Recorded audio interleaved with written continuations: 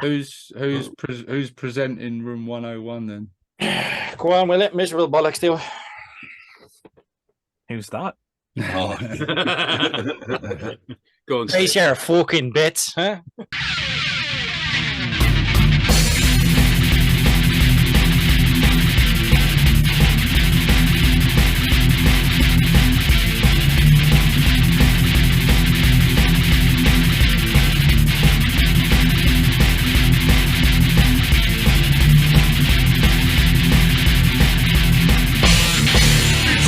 Warbosses of the ApORKalypse!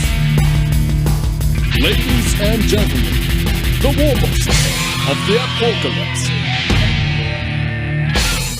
Hello and welcome to the Warbosses of the ApORKalypse. It's been a while, hasn't it?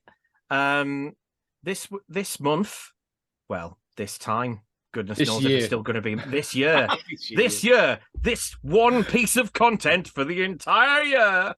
We're doing a Room 101 thing. What is Room 101? You don't fucking know. No, it's right. So Room 101, the TV show, is about putting things inside it that you hate. Why? Because we're British and we like to have a fucking good moan. Well, and also not all of us. Also, someone's throwing a paddy over there. Well, now where you fucking live. And one Irish gentleman who also likes to moan, as you know. The land of perpetual drama. But yes, it's from 1984. You probably didn't know that, and you probably didn't care. So this month we're minus a dread. Yeah, he's got life shit. He's not here. Sorry. We've got the sex appeal of Steve O'Shiny Head. That should carry us. So I think we're good. I think we're good on the, you know, we've got all the sexy dad bods in. So and also I'm drinking because I'm like, fuck doing this sober, because, you know, I know what I'm picking. So we thought we would constrain this to the hobby, and we would talk about things in the hobby that we just don't like, and take it from there. And hilarity will ensue. Who would like to go first? I'll go first because I have an easy one. I was going to go with something different, but then I thought, no, that's too low hanging fruit. So what I want to go with is price increases.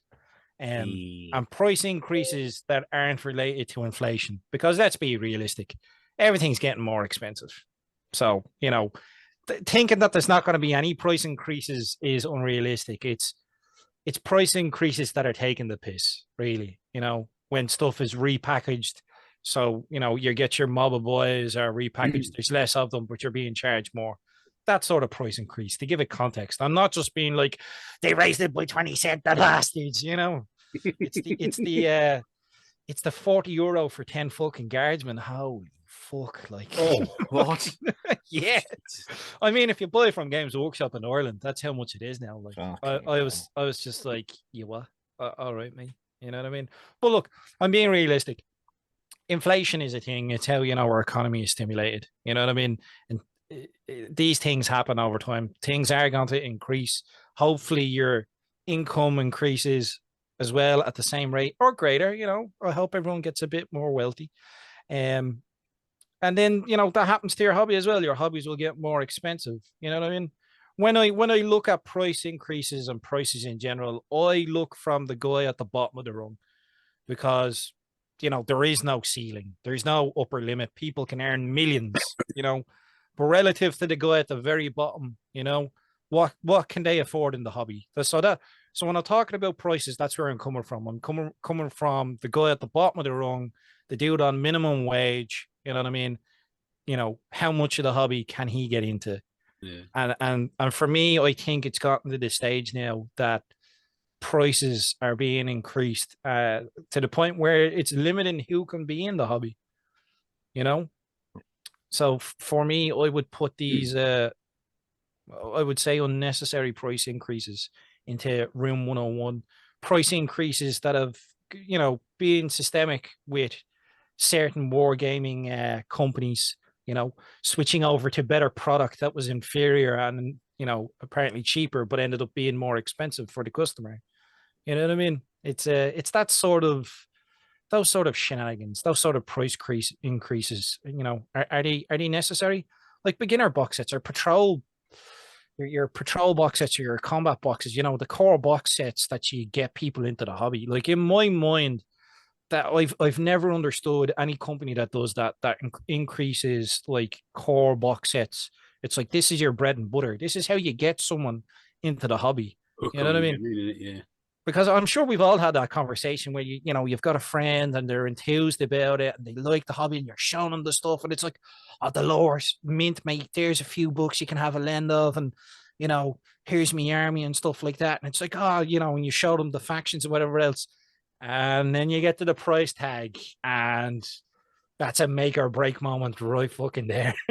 You know what I mean? It's like, how much? It's like, yeah, it's When you were saying about that guardsman box being €40, that's a kid. That's a whole day or more's wages. But if you're doing a little part-time job, washing dishes, like I know kids that do that, they'll earn £20.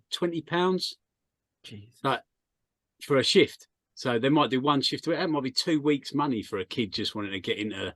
Do you know what I mean? A young kid wanting to get in the game. That's a lot, isn't it? For most of us guys, 40 quid's not too bad. Do you know what I mean? You can scratch the earth for most of us. 40 quid, you can get it together, But like you said, for a young kid trying to get into the game, that's pretty affects us, like sort of old veteran gamers and hobbyists, the least, because I'm personally not hugely affected by price increases because there's not much I need. That as well. So it's the one or two new things that come out, or it's a bit here and there.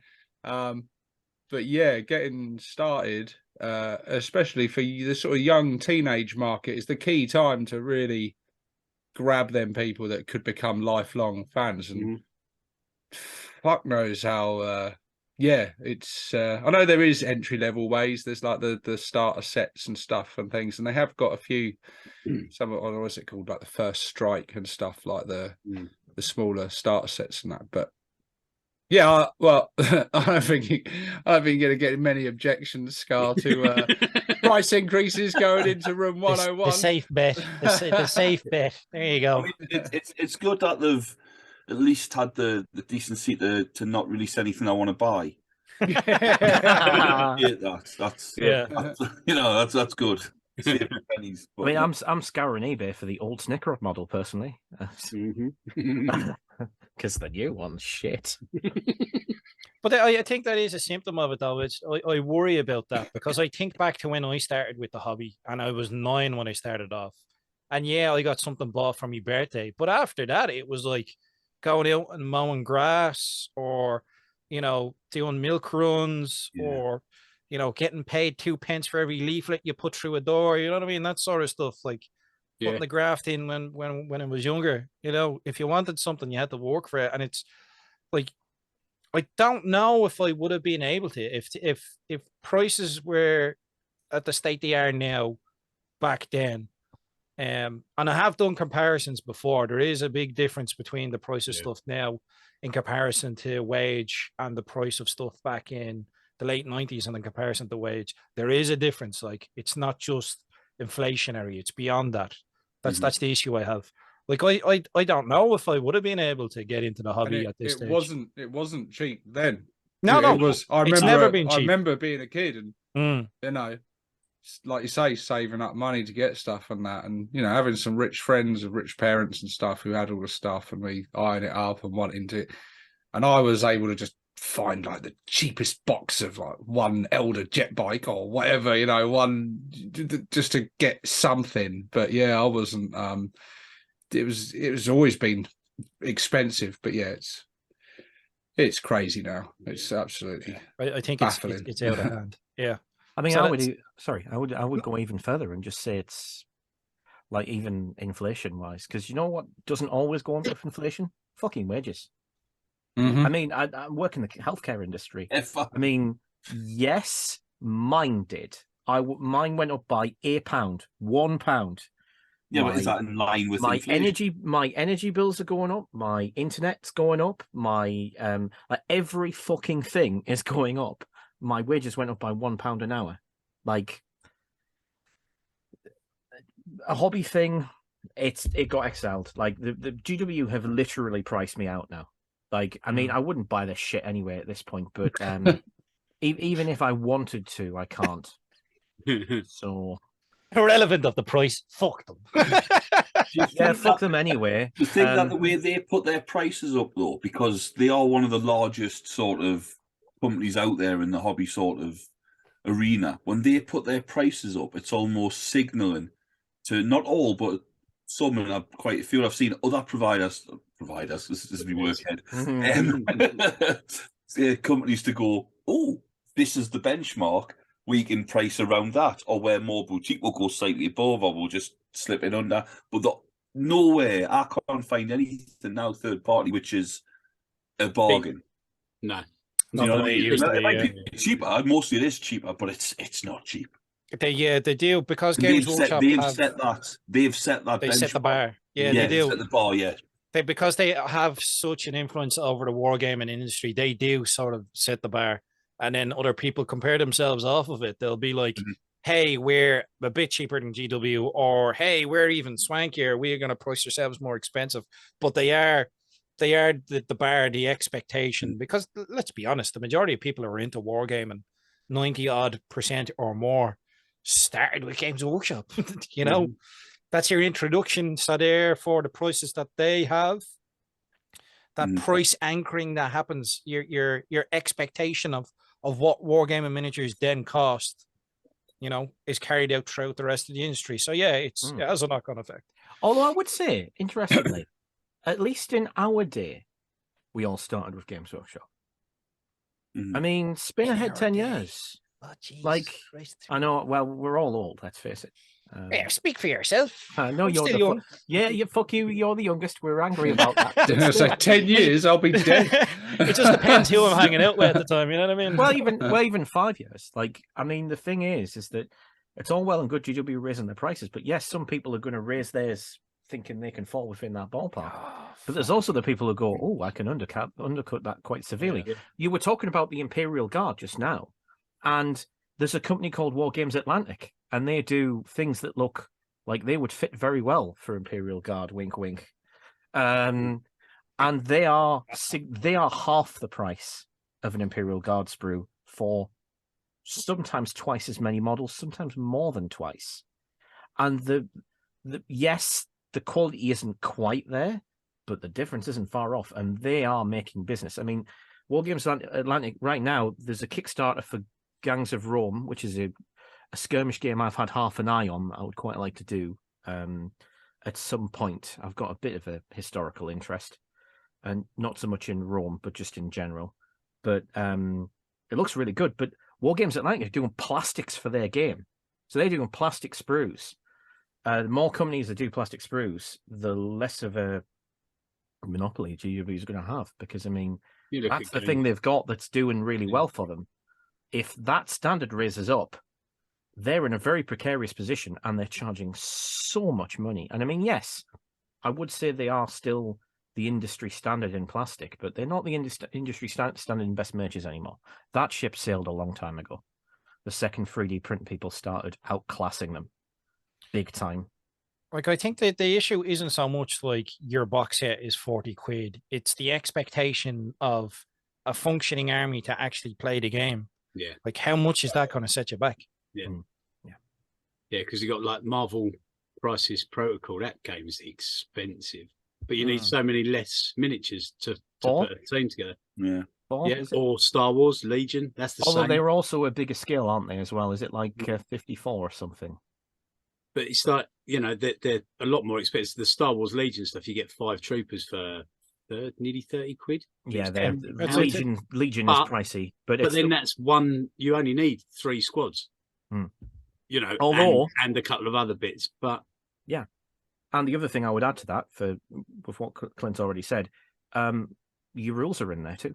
Mhm. Like you've paid for the rules. Yeah. So rather than paying for a codex, you've got the rules on the card. The core rules. I'm not even going to talk about the price of rule books and cycling through. Somebody else can fight that battle. I'll just be like, yeah, dumb. It's down to us as well. Though, well, my first choice. Right. Well, I think that's me, lads. Who's next?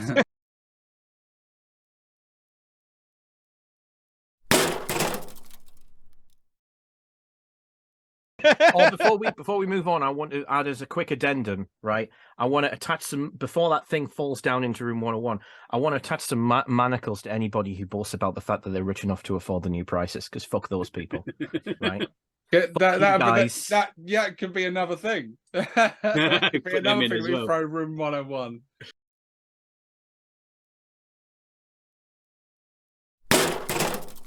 Yeah. Or was it some of us earn big boy money? Yeah. What a wanker. You fucker, whoever you were on Facebook. Who did that? I don't know. Some amazing guy. Yeah. Top bloke. Yeah. What a guy. What a guy. He's down to us as well. We've got to make sure that we let the people that are coming in know that if you can buy from third parties, and so if you get it cheaper than buying from Games Workshop, don't buy directly. Just don't play fucking 40k. Battletech, bitches. Battletech. It means you can't play in tournaments, but fuck tournaments, they're shit. Which brings me on to my one, if no one minds. Go for it. I would like to put into room 101 the community's heavy focus on competitive tournament level gaming. I think it's an important part of the hobby. It's a part that, you know, is a great way to promote the hobby with huge events and stuff, and it's a great way to get people together. And the small little tournaments I've been to have always been fun and enjoyable affairs. But I think the vast majority of people who play wargaming play it in their local stores or around their friends' houses or at their gaming clubs for fun or narrative or mildly competitive games, friendly competitive rivalries and things. But the community I blame for this, largely the YouTube community, in that it's become like the correct way to play. And in the rule books, it always said, you know, if there's anything in the book, you know, you can tweak, change, feel free, play around with it, make it work for you, tweak rules, change rules. And I'm pretty sure even in the 9th edition rulebook, it probably still says that somewhere. But the community's focus on it, I think, has been at the expense of a lot of things, which will bring me on to one of my later nominations to go in room 101. But the constant updates and FAQs, I think, are all symptomatic of that focus on this constant need for balance and constant need for tweaking and changing and making it this competitive game. And the fact is, it's a tiny percentage of all gamers and hobbyists that actually go down that avenue. And I think the whole market's massively misrepresented by this heavy focus on what really is a tiny percentage of the population of gamers that actually really focus and put all their stuff into competitive gaming. And when I say competitive gaming, I'm really talking sort of tournament level gaming. And I don't think that's the right way to market it towards your general hobbyist. And I would like the community's focus on that to go into room 101 and for everyone to refocus on what first got them into the hobby. Because what first got everyone into the hobby was their imagination and looking at these beautiful miniatures in the pages of White Dwarf or a display cabinet in a store or going around to friends' houses and seeing them and then catching your eye.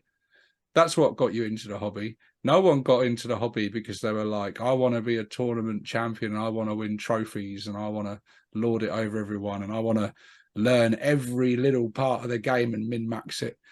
There's not even the people that are playing at that level and doing that now and are fully focused on that. That's not why they originally got into the hobby, and they've just lost sight of that. Yeah, it's maybe symptomatic of the world at large a little bit, though, isn't it? It comes down to everything a little bit. People want to win, that they want to follow rules. They need it set out for them at the moment. It seems like the current generation. I don't know. That's just me being an old bastard or what. But you know, fucking new generation. It's like, yeah, but it's like it's Dungeons and Dragons, the same sort of thing. Like when you play D&D, you can just go off script and do whatever the fuck you want if you're a good DM. Do you know what I mean? It doesn't matter. But then there's other people who've got to follow it by the book. You've got to roll for every single thing, and you know that you lose the imagination and the immersion. I think in that as well. I would say the D&D ecosystem's a little better with modifications. Like much better than the GW lot are. Oh yeah, and they used to be. I mean, we're all of a certain age, but I think we all played in similar vintages. And Sid played Rogue Trader because, of course. But I mean, even in Rogue Trader, you had the same thing of like. But when I grew up, it was like all the specialist games and the Citadel Journal and all of that, and like half of the rules that I read were fan submitted. Like, you talk to the people who play it today, and they think you're talking like Swahili. Yeah. You know, all right, Grandad. Fucking Marty. Used to write our own and send them in and put them in the magazine. Oh, fucking wait. Oh. And then it used to be all right. God. we had it tough, right? When we got home, they cut us in half with a bread knife. Shit. But like the tournament thing is like a part. Like there's too many people who seem to think it's the pinnacle of the wargaming hobby. I fundamentally disagree. Right? For me, it's very easy to figure out what the fundamental pinnacle of the hobby is, right? It's the fact, right, that you were playing with little toy soldiers, ideally going pew pew pew and vroom, right? Because don't be a savage, okay? Right? And you are playing with toy soldiers with a level of complexity that allows to accept the idea that you were just playing with toys. When you, as an adult, fully know you're being a big kid, that's the pinnacle of the hobby. The rest of it is like pews in a church. So what's your fucking kink, right? Everything else is a kink. Nobody's here to kink shame. Nobody, right? What you do with a paddle in the privacy of your own room is fundamentally fine. Okay. There we go. Dim is putting kink shaming in room 101.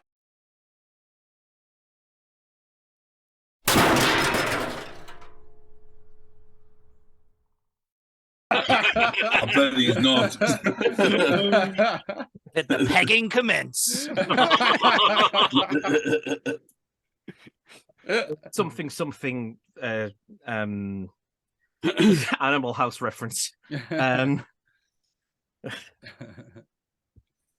Right, yeah. Yeah, it's mine. If someone else wants to go, to be honest with you, following on quite closely to yours, I was a bit I was thinking about this, and there's a lot of things I wanted to put in, but one of the ones that it's a big one, and it's one that I think I only sort of want to. It's a big one, so I only want to put it half in. I want to. Matron. I also want to. I don't want to. Just the tip. It's all going to have to go in. Because when I started this, it was back, as you mentioned before, Rogue Trader. Is my camera going all crazy? No, you're fine, mate. You're fine on the thing. Yes. I'll change that one. I know it's all right. The other one was better. Bit like, but yeah. The other one was better. Was it not? You were fine. No, you were fine. It's just the whiskey kicking in. Yeah, no, that one's better, definitely. Right, okay. So yeah, when I started, it was both of you look fine. It was 1989. It was a simpler time. Thatcher was in power. Shouldn't make me milk. I was fizzing. But, milk snatcher, Thatcher.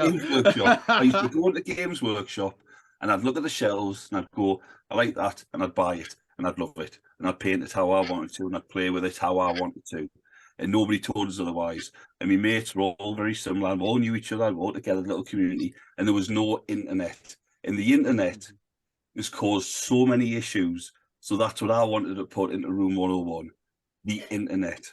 It's got so many good aspects. Turn this Zoom meeting off. No, like I mean, I think it's a good aspect, and I see obviously the irony. Hello, everybody. What he wants is to submit battle reports by pigeon. Fly the fuck out. I used to love a White Dwarf battery. Oh yeah. But it's just, but like I say, it covers the meta. What should I buy? Well, this is shit. This is good. This is what you should be doing. This is what you shouldn't be doing. Well, what about this? No, that looks rubbish. That looks great. That is shit. This new one's the new hotness. I just used to look at something and go, I like it. I'm going to buy it. Or I don't like it enough to part with quite a considerable amount of money, even back then. And that was it. Did I like it? I didn't care what other people thought because I didn't know what other people thought. I wasn't told that. I wasn't told it looks good, but it's shit in game, or vice versa. It was just straightforward. And that was a simpler time. Yeah. That's a good time. Yeah. No. Pre-millennium. I'm with you on the White Dwarf battle reports. So I think they used to be one of the things I would turn to read. One of the first things I would read, especially if it had an army faction in it that I would, both the fantasy and the 40k ones. I used to really enjoy reading them, and I think again they didn't design their lists being meta lists. No, they were designed to be very, very fluffy, and they didn't have a huge amount of overpowered units and maximizing them. There was lots of infantry, a bit of cavalry, some kind of hero, maybe a big monster or a big machine or something, And nice green hills. Yeah. And they were very maps were the favorite. Yes. The best bit was the maps, like the little symbols on the arrow and the little these got killed. Yeah, but that was the internet. That was all. That was your monthly White Dwarf came out. Oh, what's new? What's old that was shown us again? Some bat reps, some articles. Whatever. It was everything.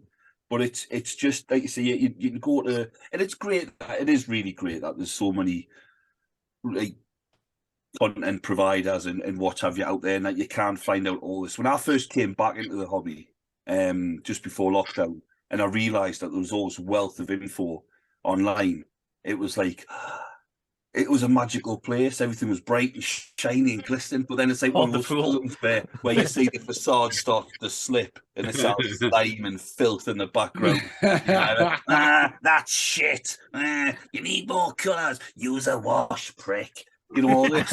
So I just going, oh, it's hot. Then the cage came down and the spiders came out. There's a darker side to it. One of the things I'll go on, like, the 40k community Facebook group, or so it might be some of the other Facebook groups at times, and you'll see somebody make a comment, whether it's pro whatever or anti whatever, and then, I can read that and go, all right, fair enough. But then I look at the comments beneath that, and then you start seeing, all the little digs at each other and the biting, and it just gets to us. I mean, why do we need to be like this to each other? We're all on the same side. We all like the same thing. Essentially, it's like, I love Chinese food. I love a little bit of rice. Oh, I like noodles. Prick. And see, I just go out for a Chinese. Have what you say. It doesn't matter. Oh, God. Actually, I don't mind the Rogue Dawn tank not having a base. Traitor.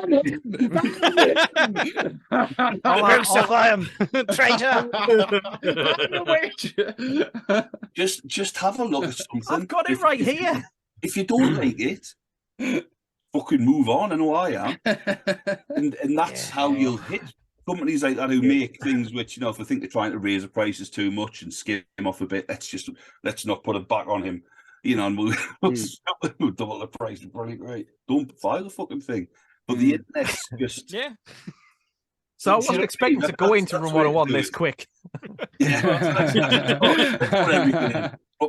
As someone who never contributed to this sort of Maya that Sid's talking about. It goes either way. It's like I say, it's either way. It's like, oh, this is the new meta. You need to buy 14 of these. If you want to, if people want to go to tournaments, fine, but it should be the be all and end all. But that's all the internet stuff faces. It talks about. It used to just be what I like the look of. What you got there? Do you remember when? I tell you one thing I didn't miss about forums is posting conversions for like sort of semi-custom units or doing things that were sort of pushing credulity a little bit or were very, very creative. Like, I mean, I used to use Gretchen to make orc profiles, and I would just try and be as creative as possible. Like, I had like squig hoppers as slugger boys and stuff like that, right? And the amount of people like, oh, you couldn't take that to a tournament. It's like, why the fuck do I care about tournaments? What use is that comment, you know? But just for a moment, just to sip some devil's advocate for a moment, right? Prosecco. I will say the internet is very useful in one He's respect. drinking from one of his labelled jars. Oh, that's why it tastes of pain. Matt Ward's tears. It's like Tuesday. A fine. That's got vintage. a Friday feel to it. No, there is definitely. I'm not saying it's all negative, and there is loads of fantastic things on there. Oh, I wasn't going to say that at all. Opinions I and all was going to sorts of say there's a lot of people on the internet who seem to think they know stuff, and they're fucking idiots. So there's an awful lot of people who go, "Oh, this unit doesn't work. and this Guilty unit as doesn't work." charged. Right? This unit doesn't work, and this unit doesn't work. And what you do is you go, "Fuck you! I'm taking it anyway." And you know what the fact is there's half the fucking people who play 40k are not expecting that thing to turn up because they've ruled it out as shit. So when you use it, it's like, oh, does it do this? I didn't know that, because they've never looked at it. Like, that's the wonders. Like, I ran a fucking Gretchen horde during an edition when people said that army list wouldn't work. I've never won more in my 40k career in my entire fucking life.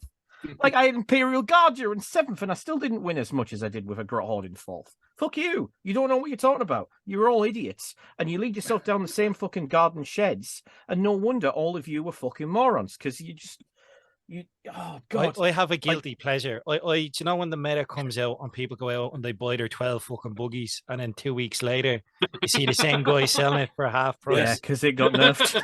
I fucking love that shit. That's one good. You're waiting for it. It's nice to go on eBay. I don't buy anything, but I'll go on and I'll have a look. When they've just nerfed an army, and you go, oh, look at 3,000 point Iron Hands army or fucking whatever. £20, lovely. Also, that's another top tip, right? If you've got a unit that's shit right now, hold on to it, because next edition it's probably not going to be, because they want to sell the thing that you think shit right now for the people who thought it was shit then. Well, this so is they'll make it better so that it sells next time. We've all said this at some point. Grotzukas, keep them. We've all said this at some point. Don't buy what you think's going to be good. I want just buy what you like. Buy what you like the look of, and that's the way it was, because there was no other option way back when, which at the start. But now there must be at least, I'd wager, over half the purchases in the hobby have been. It's certainly in the 40k hobby, not so much the wider one, maybe, but half the purchases in 40k have been bought off what people have been told is good or what does well.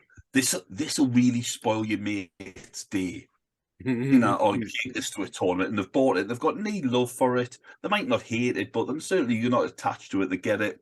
They give it the the 3-color paint job or whatever, and then they use it and they go, ha ha ha, yes, you crying friend of 15 years, ha ha ha ha, get in, I ruined your day. I'm best, you're shit, right? And then all of a sudden it gets nerfed, and they go, oh, I suppose I better get rid of that and buy the next new hot. Whereas if you just buy what you like, you haven't got all that hassle. You just and you get attached to it, and I don't think you will sell it. I'll sell none of mine. Yeah, most of it's garbage, but I love it. I don't know. I remember that end of the table for the battle report. It wasn't fucking garbage. Jesus Christ! No. Me and Steve are looking down, going, "I'm glad I'm not down fucking there." How many Gazzies has Sid bought? Just a unit.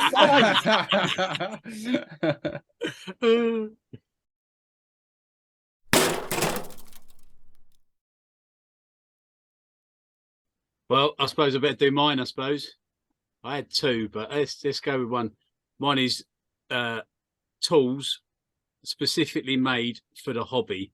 Oh yeah, things that companies try and sell you to do a job that any old tool will do, and you pay 10 times the price for it. AKA the hobby tax.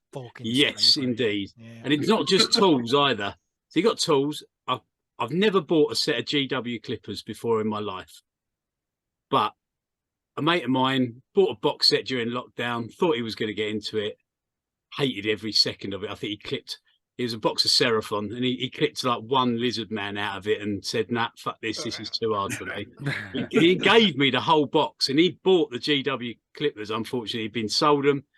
He gave them to me. He said, "Do you want it?" I was like, "Yeah, brilliant." And I tried to use them. He clipped out one model, and all the grip and the handle is all twisted round. You can't get it. It's got dents in the actual blades, and he's only ever clipped sprue with it. What? The blades are knackered on the end of it, and the whole it's just garbage. And I bought just a cheap pair of clippers from a bloody nail shop that would do the job perfectly and cost me like £2.50. And I one of the best places to get files as well, like fucking makeup brushes. You can get Makeup craft brushes. files. Yeah, craft brushes are great for dry brushing. Yeah. Two clippers. I've got the two clippers I have handy, so I'll just show them.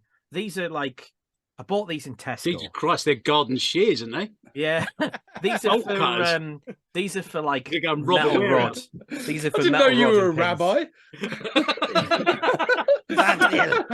These are for metal rod and pins. And then these ones are my sort of general ones, and I got these from like an Amazon like model hobby kit set, but it was get them free with a 3D printer. It there was you go. Yeah, it was. These were aimed at what you call the Japanese mech things. Words. Gundams. It was aimed at Gundam people, so it was very cheap. It's like a $10, you get a whole load in them. These are way better than AGW ones that I've seen. Little Aldi lads. This is the one that got me though. With the little boxes of sand. Yeah, back in the day. Yeah. They would sell you sand. I worked out like £100 a kilo or something ridiculous. Yeah. Like, my At God. least if you buy the ones from Geek Gaming, like it's got multiple textures in it, so it's designed for us. And it's designed for something, and it's a hell of a lot cheaper. The GW ones are literally just one type of sand. Yeah, but that sand is individually hand carved by anonymous GW. I got like 4 of these tubs full of different textured sand. Well, no, I bought it from Home Base or something. It was like £7. Steve, you're near the fucking Costco on the pissing beach. Yeah, massive kilo of this stuff. And I just stuck it in the oven. I cooked it in the oven to kill off all the bacteria. And that. I thought you were going to say you remortgaged your house so you could buy all that GW sand. Sieved it all few, so I had different textures. I've done so. And I've still got half the sack, and it's £7, and it will outlive me. It's never going to be. I've never used all that tub up basing models and stuff. My neighbour's got an ant's nest under his garage, right? And every couple of weeks, there's all this dirt that comes up from where the ants have just been burrowing. Neat little piles. Late at night, like dun dun dun. Take Dim's bolt cutters with me. And I sneak round the corner with a plastic cup, and I scoop it all up from outside the garage, and then bring it back into my garage.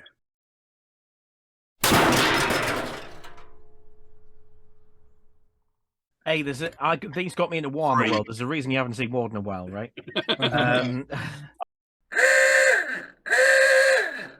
I've been 3D printing my sand to save a few. It takes a while because I have 6 degrees on the plate, but you know. Oh, can we put the smugness of 3D printing people into room 101? Just yes, please, please. Fuck off with your 3D printing. I've 3D printed. I've got one and fuck them. They're ruining the hobby. No, they're not. Like, if Matt Waller can't ruin the hobby, then they can't. But they come close, yeah. Oh, they're fucking annoying though.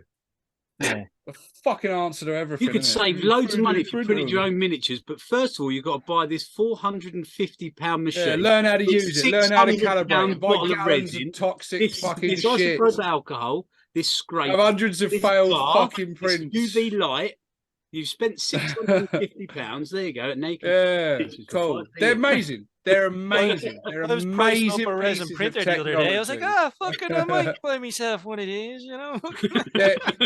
They're incredible. They're incredible pieces of technology, but they're not the fucking answer for everything. And they are not. They are not a must-have purchase for your casual hobbyist. And especially give a fuck. considering Shut on up. Etsy, you can find someone who prints the model that you like the Yeah. look of, right?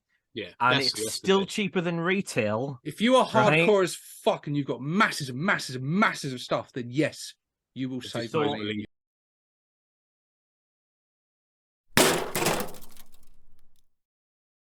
I will just say also, as we are room 101ing, I mean, this is, yeah, I'll kind of maybe link into mine, but like, nah, I want my own, I want a different choice. Fuck it. But, like, also on the flip side, the people who go into like sort of social media channels of people who like do physical minis, but also do STLs from time to time, stop going in there and moaning about the fact that STLs exist because you want physical minis, right?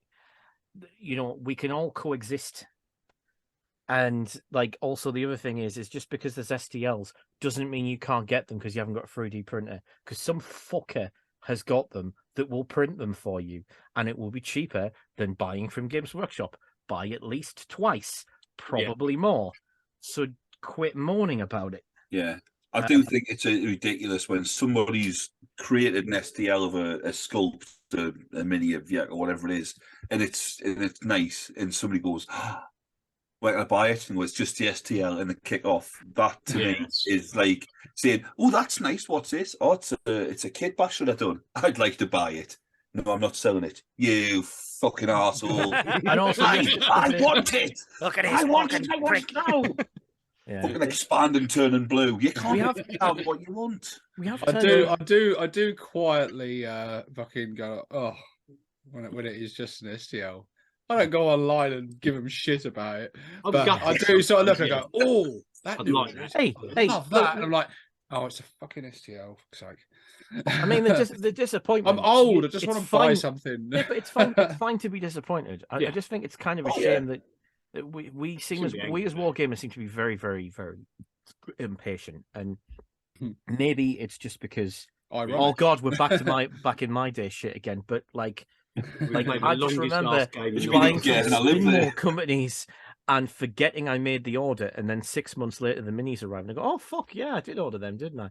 Like, you know, like instant gratification isn't necessarily necessary. Sometimes it's worth waiting in a hobby where you've got things to work on. Why you're like, but I need it now. No, you fucking don't.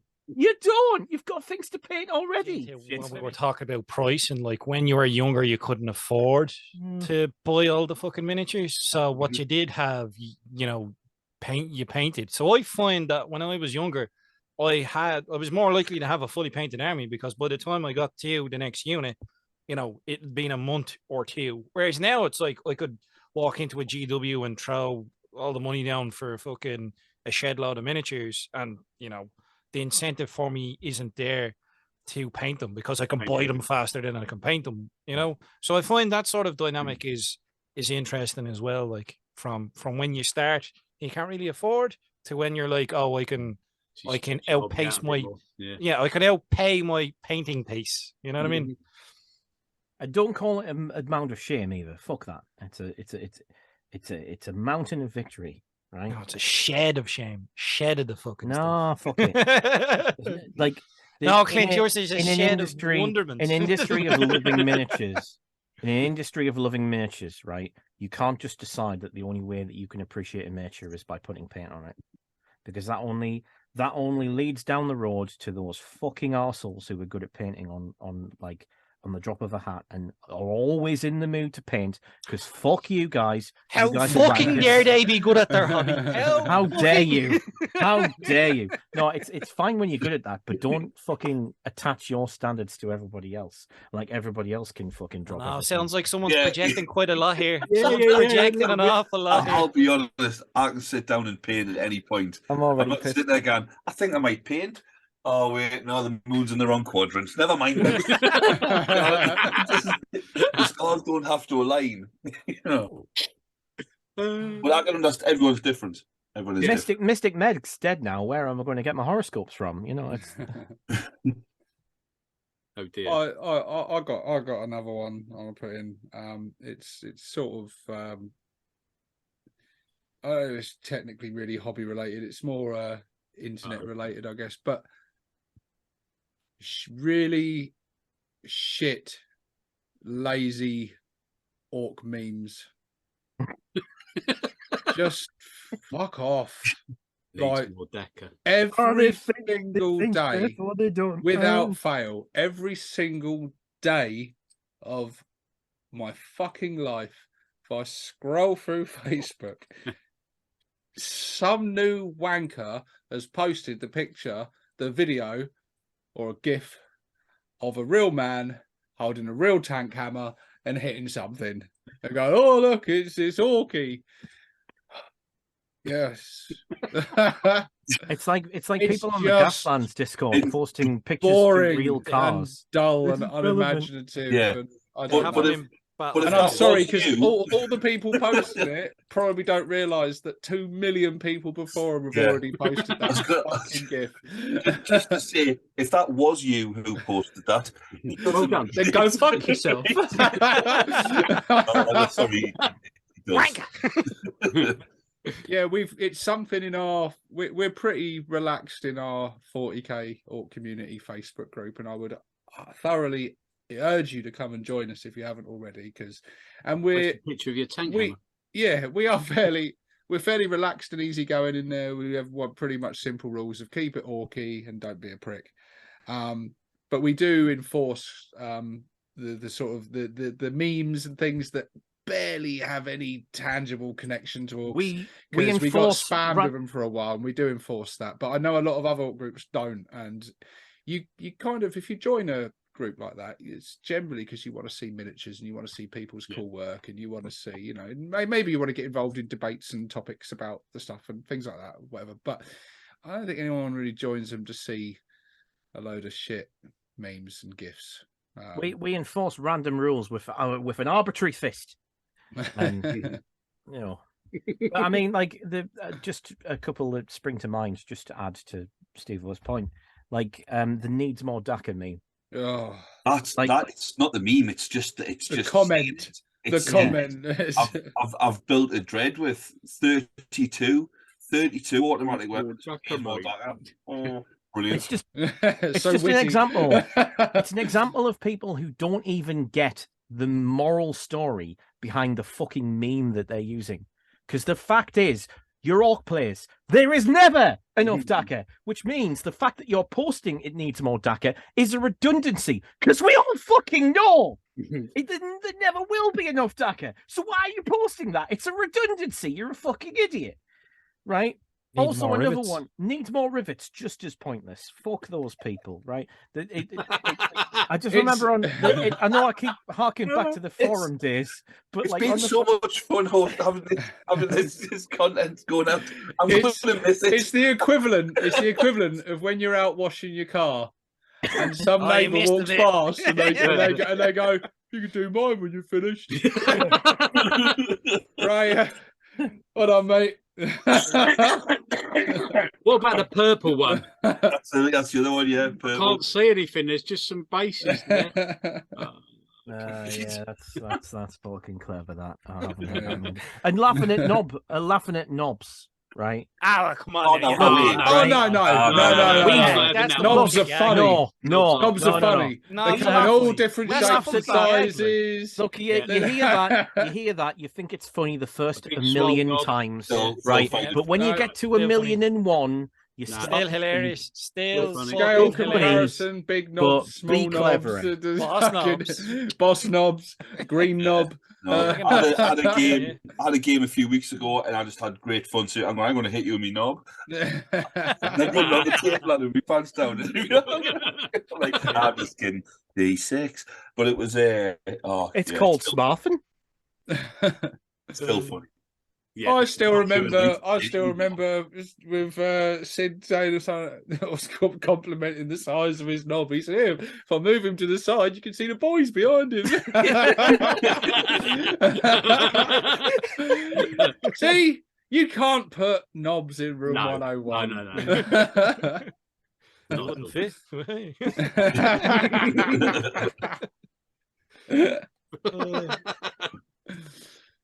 Oh, that's a glancing hit, that one. Oh, that's an old joke, apparently.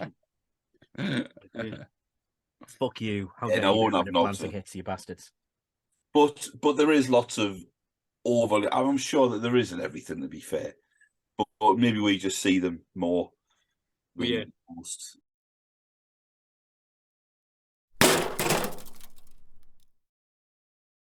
Yeah, I don't know. I do wonder that sometimes. Is it just, you look at the past in rose tinted glasses, and then you go back and look at old prices, and then you use, the sort of inflationary measures, and it's like, actually, no. I look back at the old prices and go, £10 for 30 Space Marines. Oh, it'd been all over that. 40 quid. 40 quid from Games Workshop for the Assault on Blackreach beginner box set when it came out. Wow, 40 quid. Two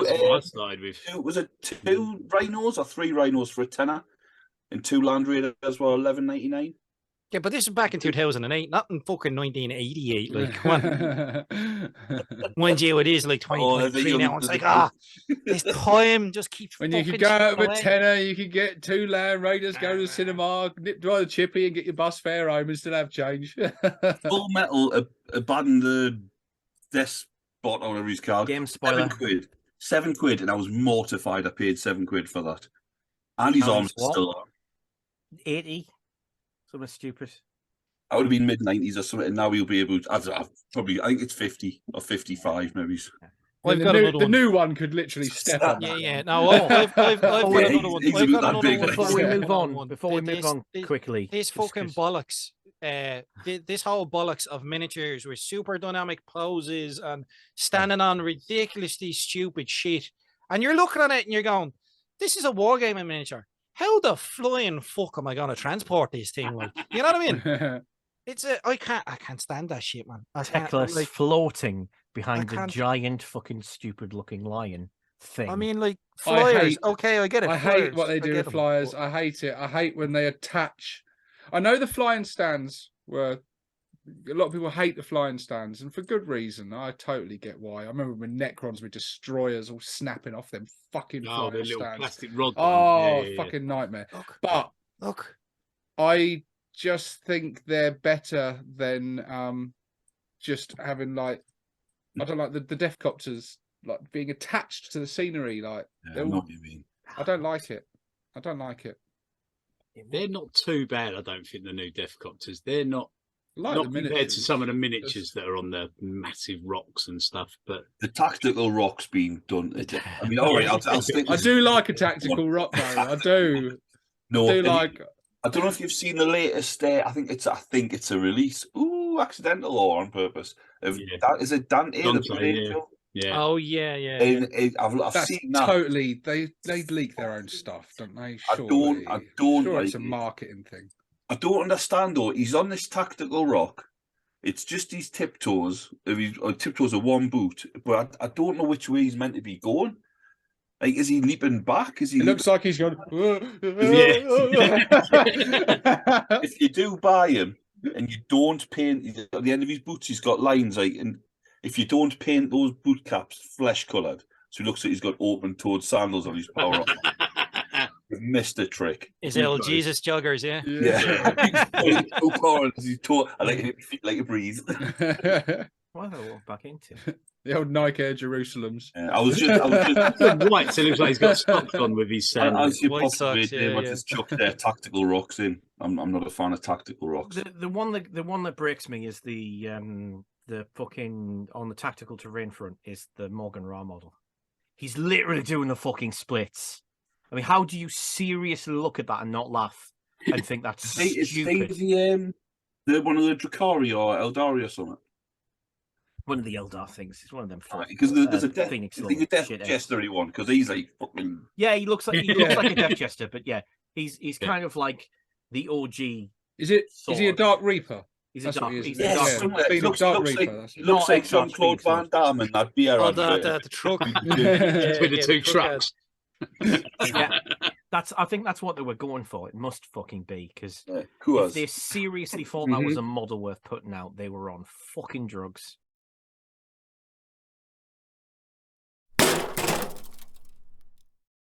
How has someone not done that with 2 Land Raiders and a Space Marine, like a Primaris Space Marine, just Because like fucking Eldar splits in players don't have a between sense of humor. and just magnetize them, like, you know. Eldar that'd players be don't have a fucking sense mint. of humor. They're too busy breaking the fucking game. The wankers.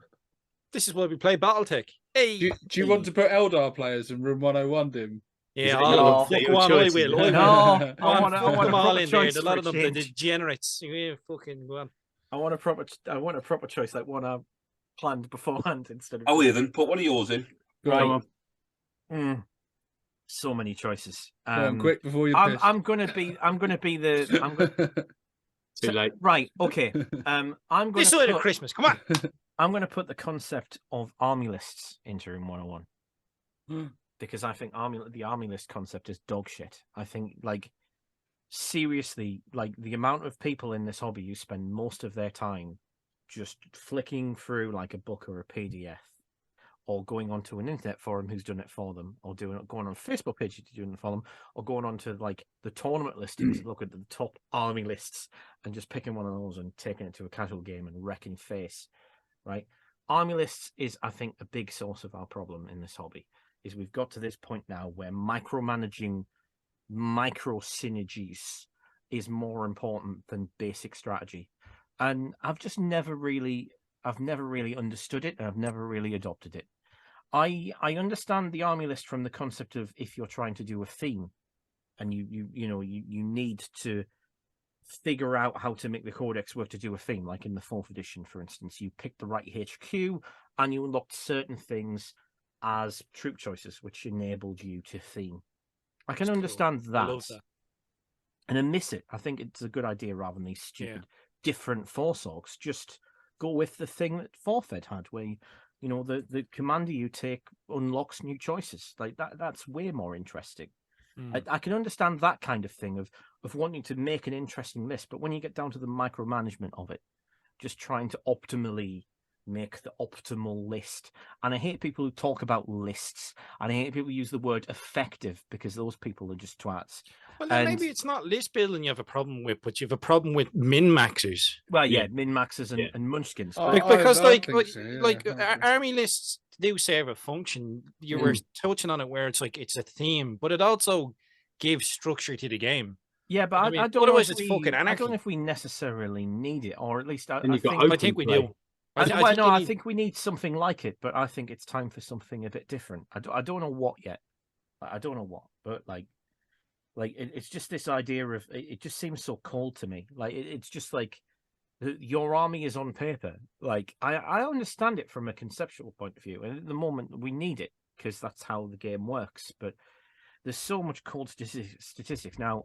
I understand that I'm being a little bit mean to people who are really into the cold statistics and are into the numbers and stuff. And but even the fun of building a list, hobby, and that can be fun. But I do enjoy it. I do enjoy it. I used to when I was playing in 5th Ed. I used to love just sitting down and making army lists and going, what can I jig around to get these guys in? I'd like a unit this size. Okay, what's the knock-on effect? What unit can I use to support them? Or do you not think it's gone?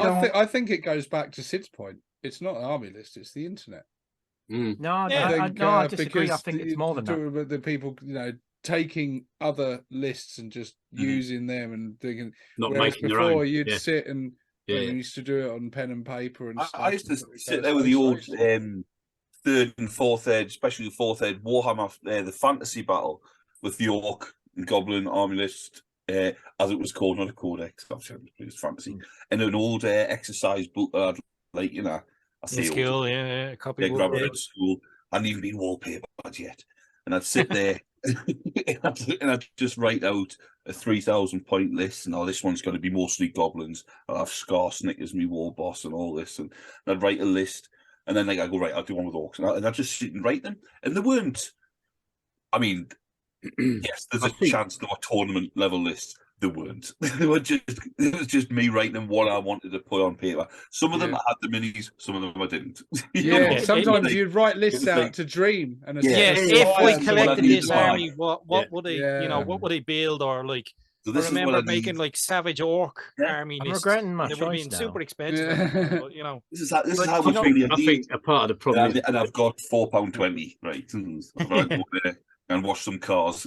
You know what I mean? It was ties in with what Steve-O was saying, I think, didn't it, earlier? It's like, because that now you need Battlescribe to do your list because the points and everything and all that stuff changes so quickly.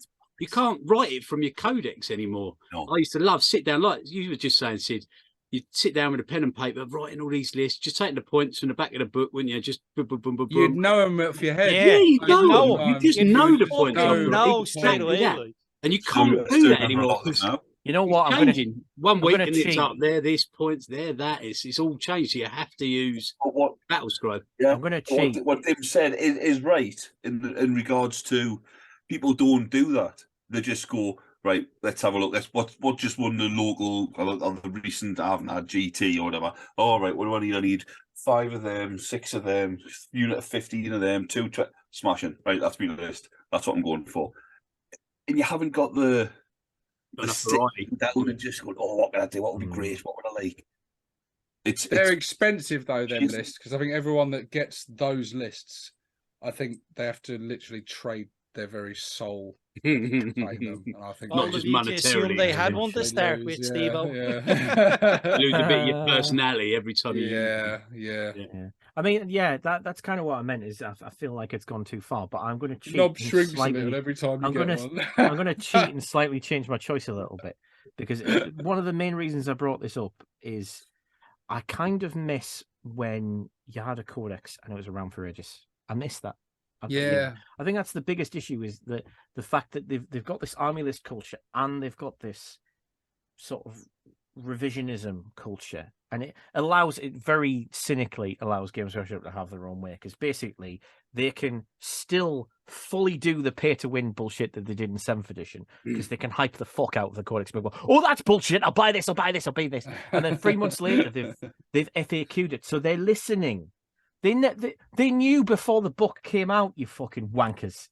They knew it was OP. Of course they did. They probably didn't even need to playtest it. They just wanted to get your money out of you. And once they got the pre-orders, it didn't fucking matter. So then they could fix it. So they get the best of fucking both worlds. They get to fucking gouge you for your pay to win, and then they get to pretend they're listening to you, because they're fucking not, right? But can we just put the constant FAQs and updates? Because the thing is, them in there, please. I just wanted to use an example of back in the day. So, I mean, this is going back a while now, but 3rd edition Ork Codex, right? There were good things in the Codex and there were bad things in the Codex. I'm trying to think of good things. I can't really remember. The Looted Wagon was great, because it was fun. That was the best. That was the first time it existed, and it was the only time it was good. Right? It was great. Because you, that's the 3rd edition codex. One. Yes. Because in there you literally looted the thing from the codex.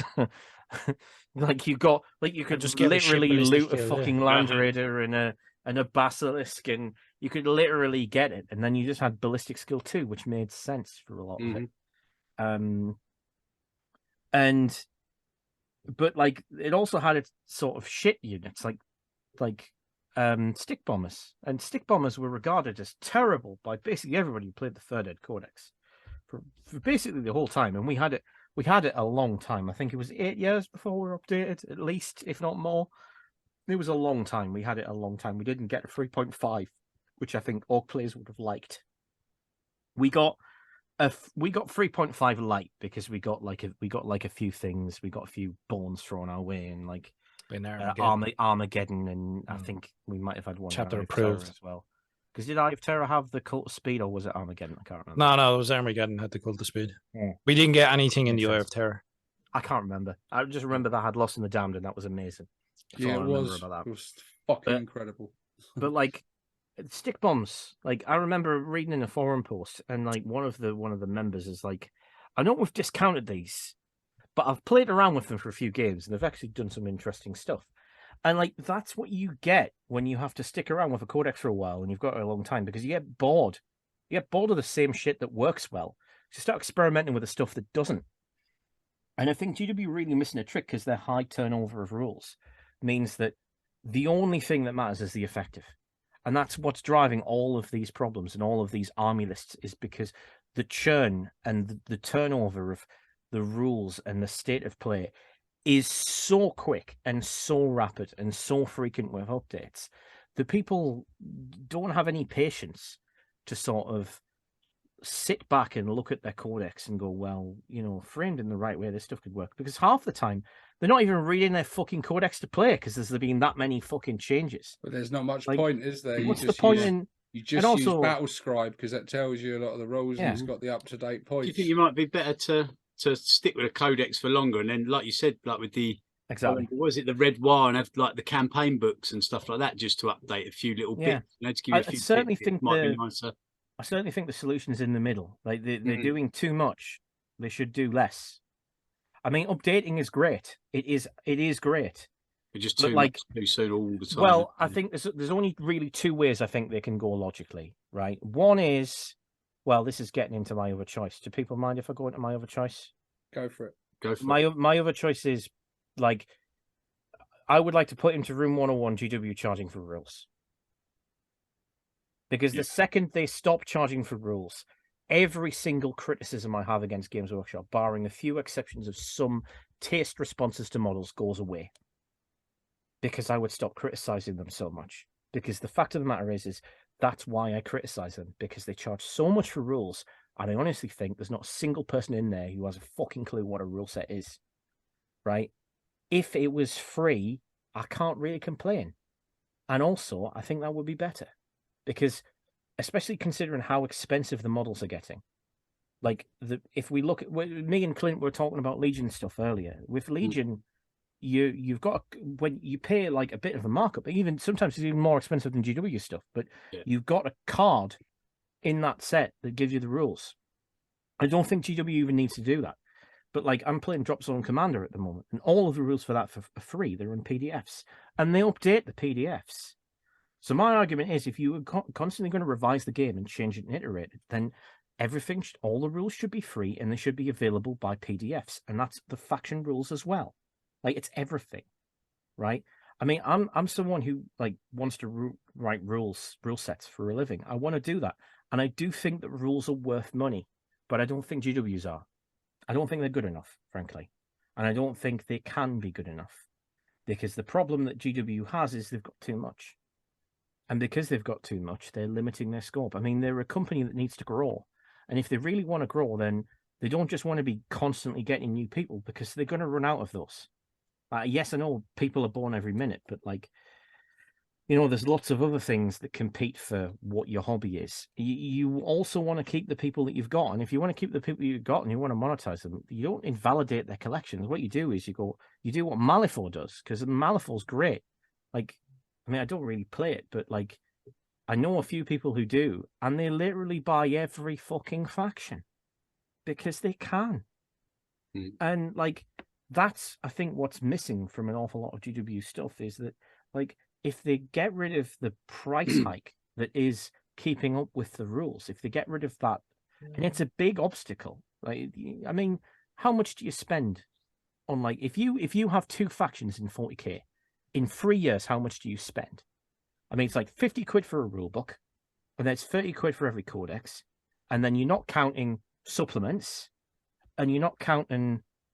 Like, if you're a Space Marine player... Chapter approved. Yeah, Chapter approved. Yeah. If you're a Space Marine player, right, and you are... Let's say you're not Ultramarines. What? Templars? Yeah. So you bought the Space Marine Codex when the edition started. You bought the Templars book. You've bought a chapter approved every fucking year. Data cards. You've bought data cards. You've bought that... what's the other book that people like to get? Is it the Gamers Edition thing, or is that chapter approved? Chapter approved, yeah. Right, yeah. And you've got expansion books like Octarius, and you could still sell those, but you just make core rules and faction rules free. And then if you want to make expansions cost money, sure. And if people want to buy print versions, sure. But you take those PDFs that you've got, instead of sticking them behind a paywall, you make them free. People, if they want to, they can print the rules off. Right? And their cost is ink.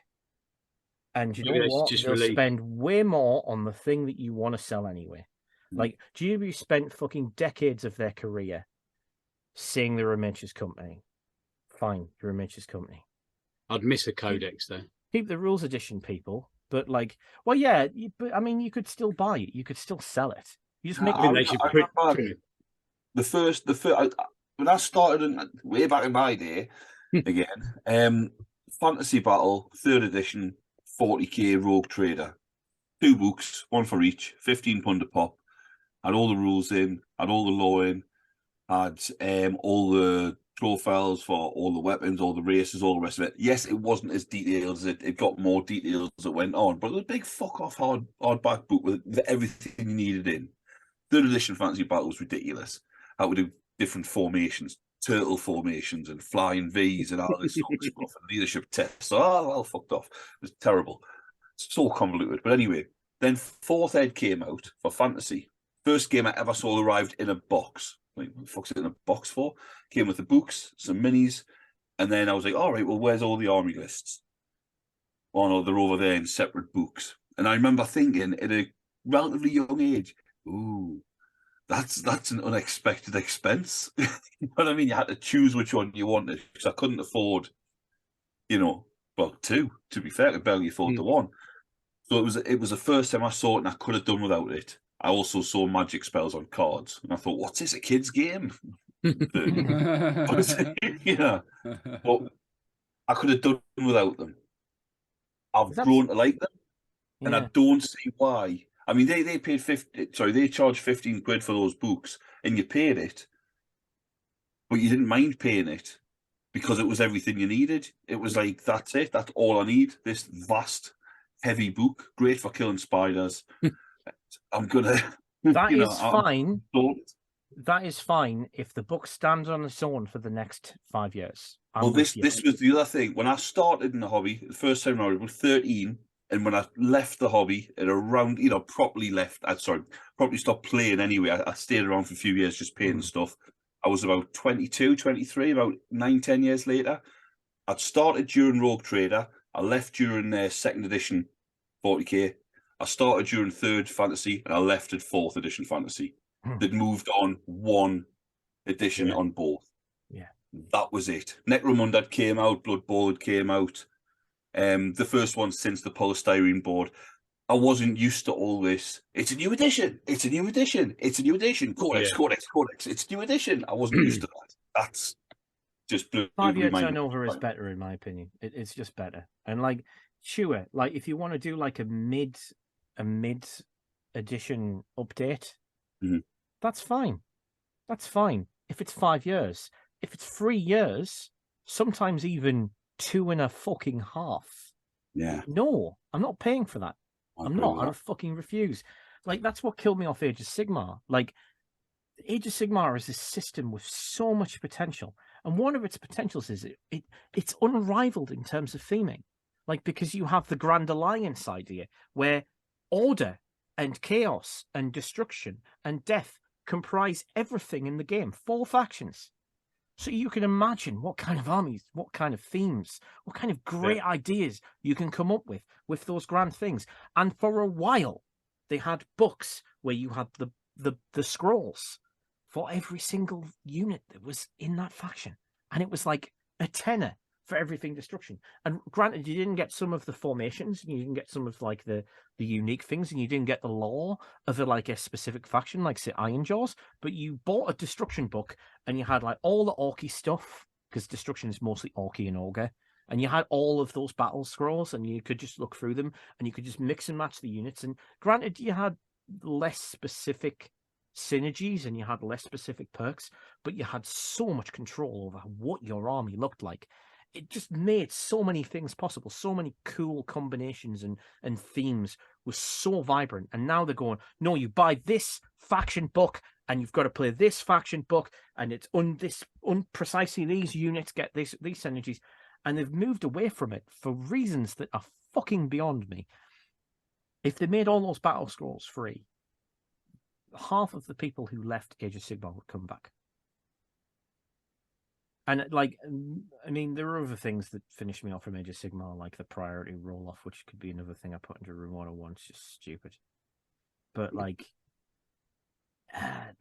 the potential behind it for the theming and hobby, in spite of the fact it's a very simple system. Like, GW needs to remember that the USP, the thing that they have that is special, that nobody else matches in the same way, is having 28 to 32 mil scale games where you can customize the entire fucking thing and make it look the way that you want. Nobody else does that. And if you throw that away to chase after tournament players, I mean, you're fucking insane. Anyway, I've talked too much. Someone else talk.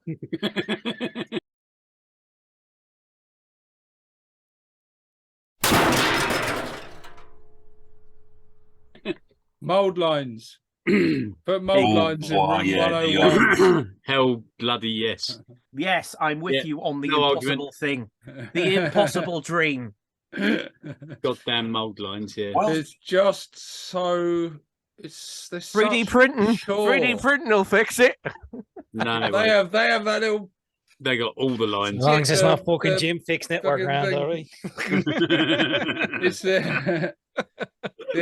it's I like building miniatures. Building miniatures is one of my favourite parts of it, especially when you're doing a bit of kit bashing or whatever. And it's really fun. It's like you really, when you're making Ork boys, the old current boys, not the new current boys, the old current boys. But when you're making them, whether you're just making them straight out of the box or whether you're mixing in bits from like looters or storm boys or whatever to make them unique, it's what head you choose, what torso you choose, how you twist the body. Do you have him looking down the gun? Do you have him posing? At that point, that's when I'm most connected to the character of the miniature I'm making. And it's fun. It's brilliant. It's just that's the bit when I'm most invested. You might have to explain to the young'uns what posing is. Yeah, well, they still exist. They're still the old current boys. But before you get to that bit, you've got to sit there and just go around every single bit, scrape off, and it's fucking boring. It is so dull, and it just stops you. There's a barrier to get into that fun bit. What's worse is when you miss one and you and then you see it. And you're yeah. When you put a bit of dry brushing on or something, you're like, oh no! When you're building it, you're priming it, it's just you're halfway through the page. Just when you're putting the final highlight on, you're like, oh, what's that?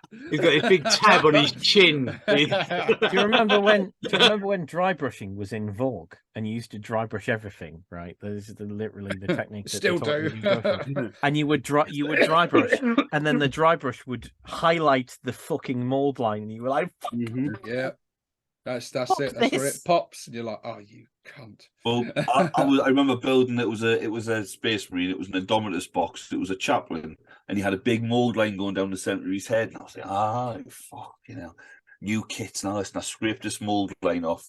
And I followed the mold line, and I realised he had like a bionic plate, and I just scraped all the join off. So instead, he's just got a human face and the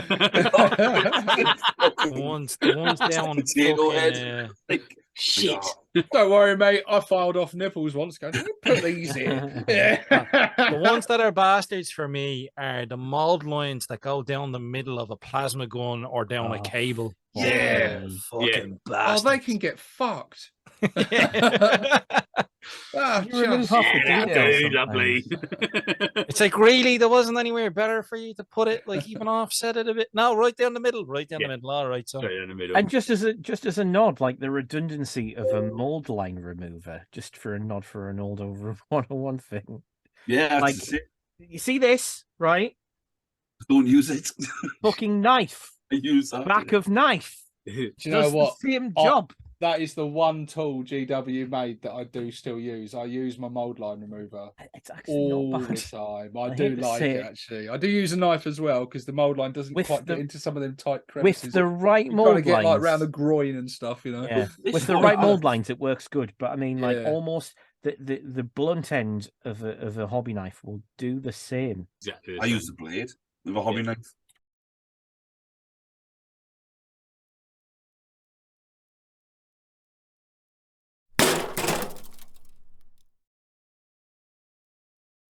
Yeah. The painting handle for me was the best one they did, and then they went and fucking changed it into a butt plug. It's like, what?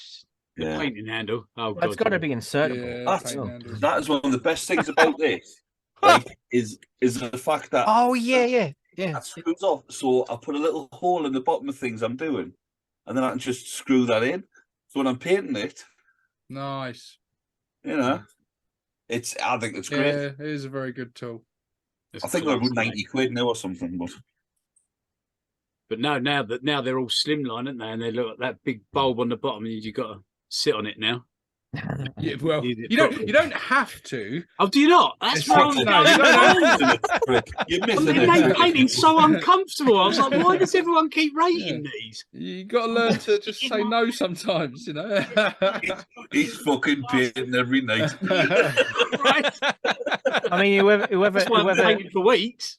whoever designed the new Dante definitely had that shoved up on a paint holder up his ass. Like, fuck me. I got another quick one as well. One. It's the last one, is it? I've got another one to put in. This something that bugs me is people that don't base their miniatures or do their bases, and call them finished. It's not finished. It's just it. And sometimes these miniatures that they do with are really nicely painted. And I have to add to this. Like... I have to add to this. It's not based if you don't paint it goblin green. Fuck you. And you got to give it. Got to be nice goblin green with just green flock. That's it. Give it a nice rim job as well. Yeah, gotta look around. The rim. It just niggles me. I'm like, just put that finishing touch, and then it's properly finished. You know yourself. You finish painting them, and you look at it, and go, that's looking nice. I'll just do the base, and you do it, and you go, "Oh no, there we go." What's all this shit about finished painted models anyway? What the fuck's that? We'll get there one day, Tim. I know, right?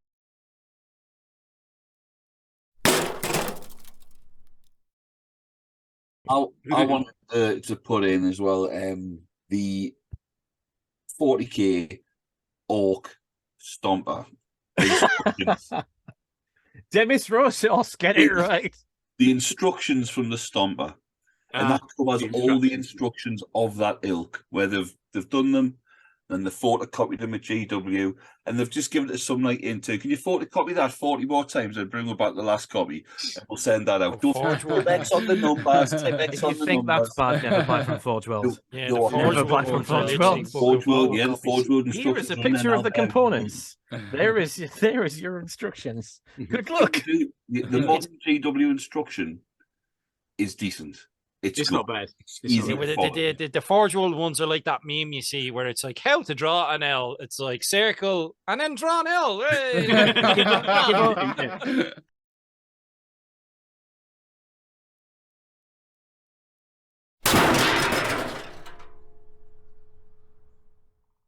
Give or take a few mistakes.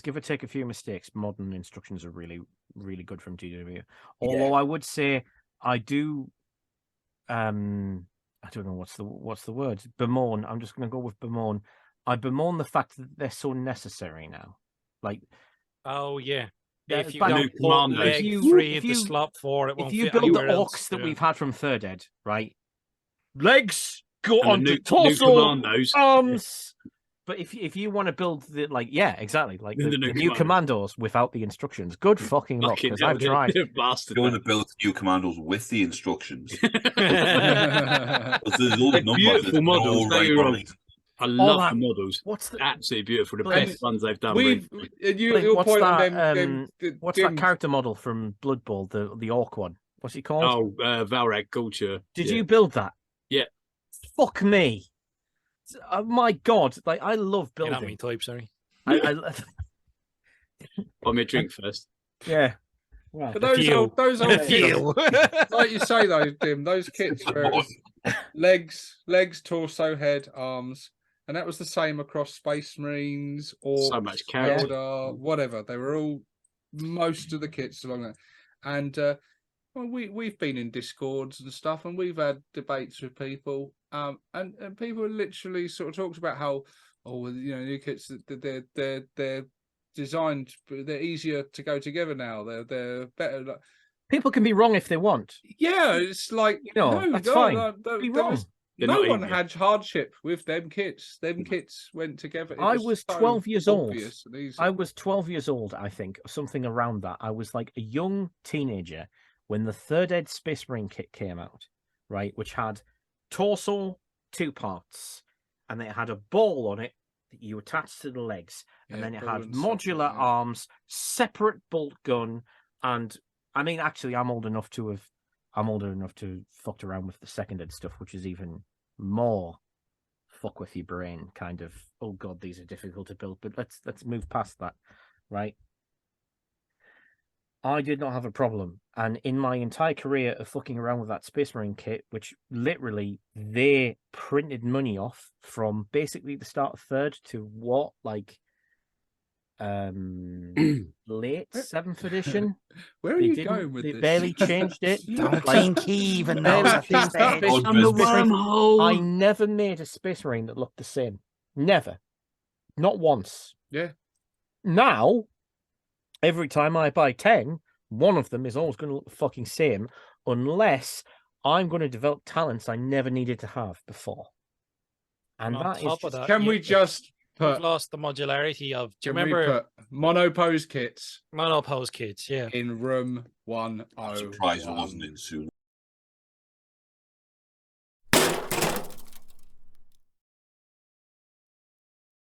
Yeah, I'm surprised. But the thing that I think I would have picked it if nobody else did, but I think we miss with the monopose though is the thing that we quite a lot of people forget is 40k orcs, the sets that we still have now, the old sets, and Warhammer Fantasy orcs were compatible. Yeah. You could kit bash the shit out of them. You know what I mean? It was like Lego.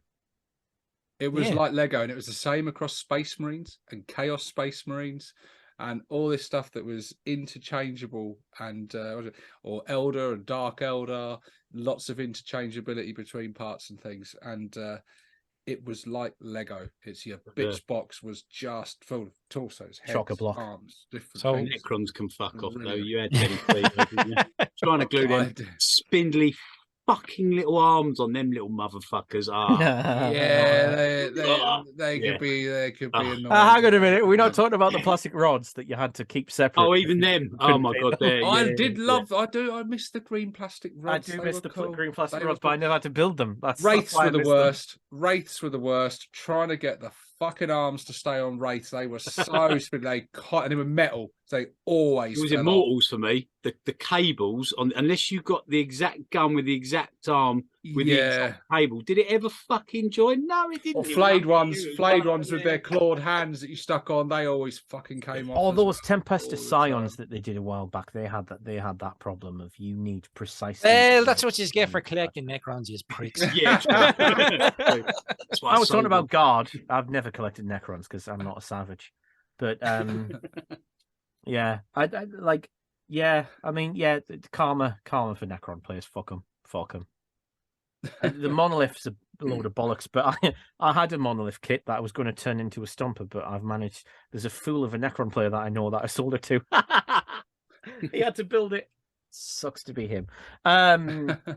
Yeah, I can't remember what I was going to say. Stay on target and wrap this bitch up. Come on. No. You got it in you. You've got it fucking in you. I know you Jim, do. come on. You've got one more that has got to go in, surely. I mean, are we wrapping it up already? We've got to wrap it up, mate, but we can't wrap it up until you give your final one. Right, okay. So what I'm going to put into Room 101 is people getting Room 101 wrong, right?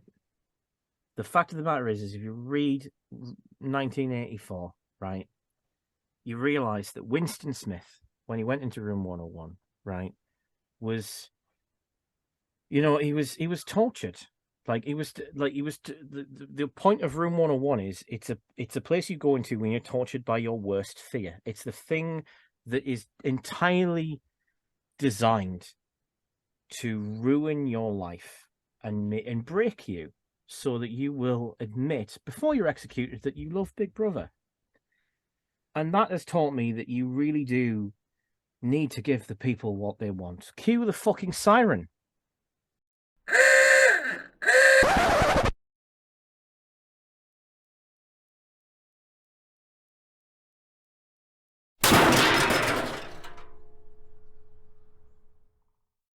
Of course I'm putting fucking Matt Ward in. He's a fucking dickhead, right? The fact of the matter is there's never been a worse writer for Games Workshop, and this is an arena where there is a lot of competition because Robin Curtis, Phil Kelly, basically every current writer is competition. And Andy Hall by name, Hall by nature, did Necromunda, ruined it. No, Necromunda 2016, steam pile of shit, mate. You know, like. I just hate all of new GW stuff, but do you know what? The Eclipse, the ultimate is Matt Ward, because he was entirely the encapsulation that GW had stopped caring about the quality of their work. Some people go on about CS Goat or CS Schmoto. Like, it's nothing on him. I mean, he gets minor rules issues wrong, and minor lore issues wrong. Sorry, and he largely just crowbars his stupid and inane film plots that he wanted to make into films into shitty Black Library books. But I mean, most Black Library books are shit, so I didn't notice. But Matt Ward actually was allowed to write core rule books. He has the singular distinction of killing all 3 of GW's cores, because he was the person who wrote the last core rule book for 40k in its current format. He was the last person to write Lord of the Rings for a very, very long time. And it's probably the best system they've got. And he also killed Warhammer Fantasy. Like, he killed it fucking stone dead. And, that took an awful lot of no talent to do that. He started in White Dwarf writing the Mummikill rules. And in the White Dwarf, they were boasting about how OP it was, to the extent that the Mummic was displayed in how OP it was by killing a Balrog. And if you don't care about Lord of the Rings, you're not going to give a shit about the sentence. But so an elephant killed a Maya. You know the thing that Gandalf the Grey, one of the 5 most powerful beings ever to descend onto Middle-earth, died to kill, was killed 2 times out of 3 by a fucking elephant. That's fucking huge in Lord of the Rings, though. Yeah, but the Balrogs are literally a fucking fallen angel. Like, it would kill it. I mean, granted, 3 Balrogs were once killed by 1 human with an axe, but let's forget that because it was First Age, and the First Age stuff is fucking bullshit, right? We're talking about Third Age now, right? Oh, you're talking about fucking. No, you are. I don't know what we're talking about now. And that's the fucking end of it, right? I'm pulling the fucking break on this. Can I have one more thing? The door rule in 101. But ultimately, what I really want to put into Room 101 is all of 40k's fans. Because fuck them. Don't forget to drill your barrels. Catch you on the next one, guys. Hello. This is 6+ Steve-O. Signing out. God bless you, Dim. I mean, karma means I'm going to pay for this with a headache, so cheers.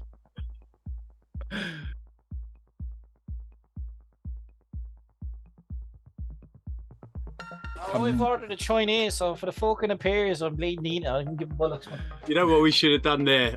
As Dim was chatting, we should have all turned our cameras off and just had a.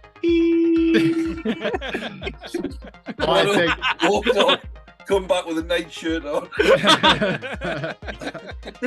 oh, you finished, Dim? Oh, thanks God. I mean, I don't know who's editing this. Flossing. I don't know who's editing this one, sitting but here there with the is. Phil getting cold. I'm like, this cunt won't shut the fuck up. Whoever's doing the editing on this one, there is just some massive potential for some fun to be had. It was probably a mistake getting this drunk. No, because I was even more of a gobshite than normal. Yeah, I know. You were about the same. It was about the same. It was I didn't know it's any difference, to be honest. Who knew that getting drunk into awareness? But that final rant, mate. I was like, where is he going with this? It's just. I told you, Steve-O! You're the only person I told that I had a bit, and that was the bit. I thought, right, I'll get into it. I'll rant about the. That was bad. I thought that was just drunken He's gone out to the Lord of the Rings. God knows where the fuck this is going to end up. I was like, nah, no more.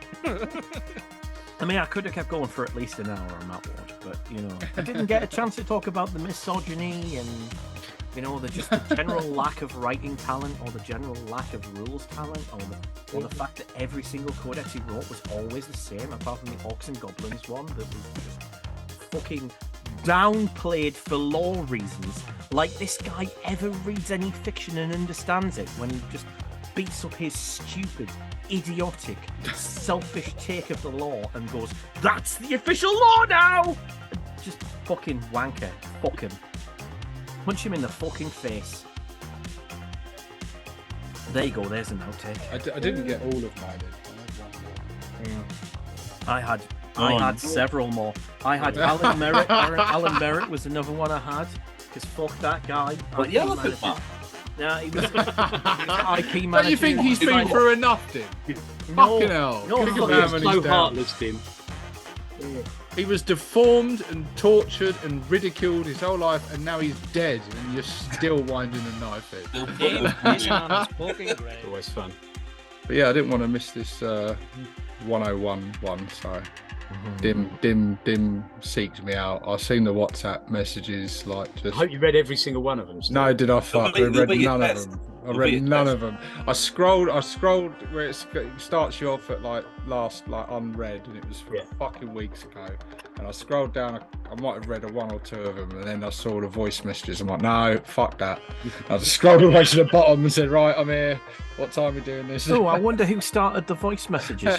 Was it fucking Dread? Of course it fucking was. I'm like, it's bad enough reading all this. I'm not really, yeah. So I just jotted myself down a couple of 101s that I've got. So I've got plenty. I bet you have. You fill a whole fucking show just for yours. You've probably got 101 of the cunts. Yeah. Tim's 101 101s. Yeah. Optimistic of you to think there's only 101. Yeah, you had to narrow it down to that.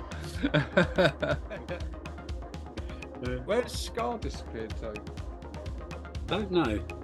Setting up his green screen, maybe. Getting his Chinese. Yeah. His Chinese hookers just arrived. Chinese. There's one for the outtakes. He didn't say he got a Chinese food arriving, did he? He said I got some Chinese arriving. Anyone for a Chinese?